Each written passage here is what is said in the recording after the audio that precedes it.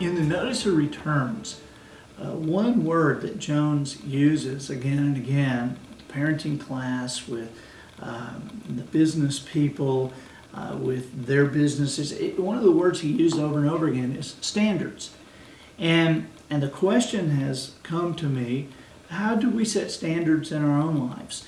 Well, what is it that we should know and learn to allow ourselves to produce at the highest level? And standards, a standard is a key. You know, we talk about standards, and you can think of standards as the top of each list. Okay, when we talk about standards with an S at the end of it, we talk about the plural standards.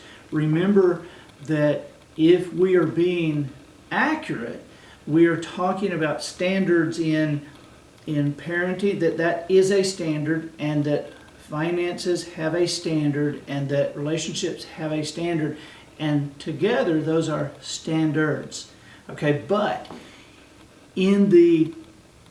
consider parenting, or how we raise our children. Okay, this is a great example.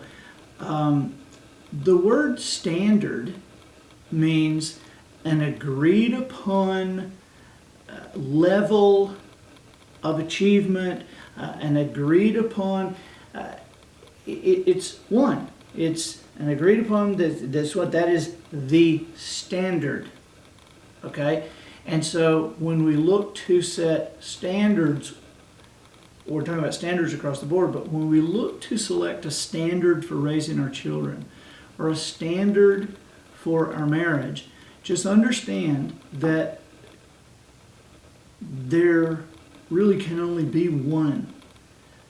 Now, we may disagree on what that standard is, okay? But a standard, by its definition, is the highest point, the very best. Okay, move to the side here just a second, and I want you to think about something. In our society today, one of the things people talk about a lot is how our culture seems to be going downhill. If you look at the list in 1960, the list of the top 10 things that teachers were concerned about with their students, the list is kind of funny. It's like chewing gum, running in the halls, excessive talking, tardiness. But if you look at the top 10 things that high school teachers worry about today, the top 10 concerns they have, if you didn't know it was high school, if you looked at that list, you might think, is this from a prison? Because it's, drugs, sexual assault, guns, weapons, it's just kind of crazy. And so you can look at that and you say, wow, things have really gone downhill. Or I want to draw a parallel for you.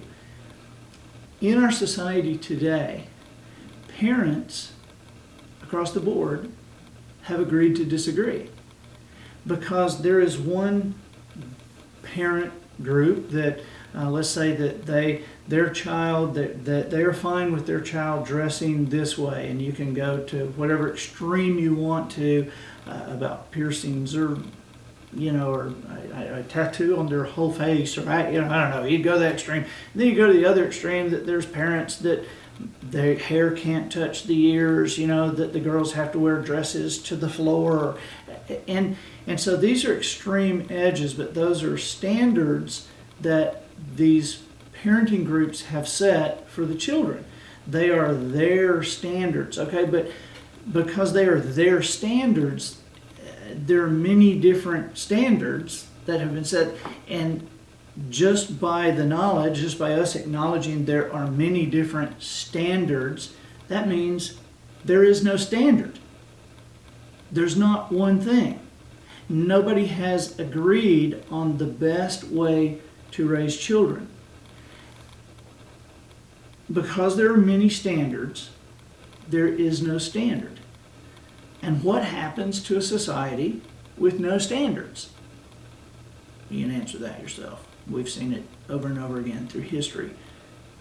And so, rather than somebody imposing a standard, what you and I have to do is to show the example of the absolute benefit, the productivity of the standard that we choose for our family. Now, you and I have to continue to seek and tweak, but in parenting, what we want to do, what you and I want to do, is send our kids. People say all the time that, oh, we're just trying to raise great kids. Well, really? Because I'm not. I mean, I don't care anything really about raising great kids. I want to raise kids who become great adults. You and I have both seen many times these families who these were great kids, and then they grew up, got away from the family, and went nuts. Well, that's not what we're after, right? So we have to find what is that standard.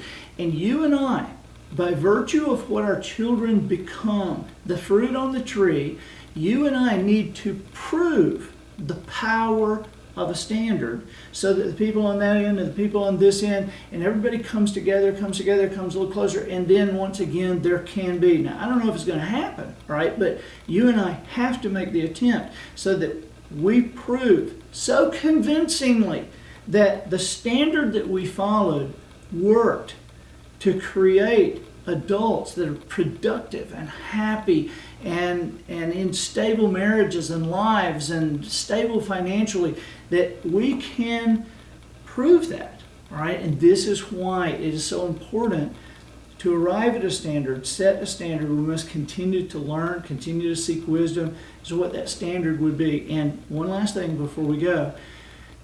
You might be thinking, well, that's just impossible. But Jones reveals in the Notice of Returns, and it's a big point in the book, and so I don't want to just lay this out for you now. But if you've already read the book, you know what we're talking about. But if you haven't, I would urge you, get into this, because Jones, you can look at the parenting, you can look at the businesses, and you can say, yeah, there are no standards because nobody agrees. Everybody has just kind of agreed to disagree, and because they've agreed to disagree, they parent this way, they parent this way, they do business this way, and so there are no standards. But Jones reveals that as much as we have disagreed, there is a time in recent history that we were the best we ever were. And you can trace that track of standards to a group of people that were the best we ever were. And from that point, you can trace the decline of our society and our culture since. And so understand that when you pay attention to creating the highest standard, that there can't be more than one. Otherwise, it's not a standard.